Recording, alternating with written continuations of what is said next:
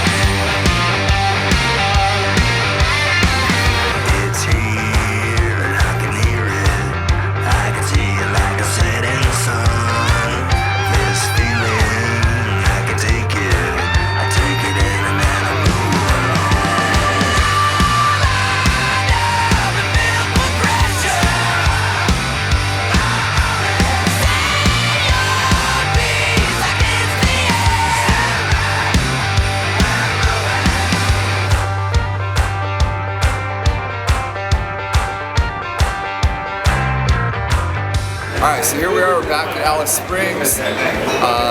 The finish of day 2 of the Finke Desert Race. Went out, I had finished second yesterday, I was like a minute 20 down. So the guy that I had to beat started 1 minute ahead of me in one row in front of me. And went out real hard, pushed super hard right from the get-go.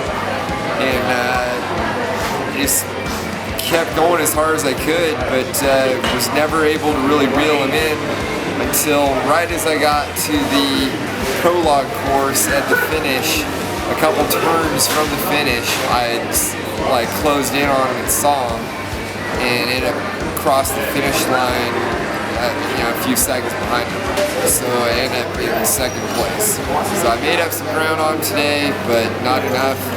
The guys haul ass there. They're definitely good riders. And, the track I think did favor 450s over the 700 just because of the deep sand whoops. But my Honda 700 worked really, really good. Had no problems, never missed a beat. I really want to thank all my sponsors for helping out with this. Here in Australia, Honda of Australia, Hoffman Racing, Desert Edge Motorsports, they all really helped make this happen. GBC, and just a whole slew of product sponsors that helped out. None of this would have been possible without them. So you guys make sure, and if you're buying parts, buy the parts that I'm running, because they're the best, and these companies really help support racing and make this happen. So catch you next time.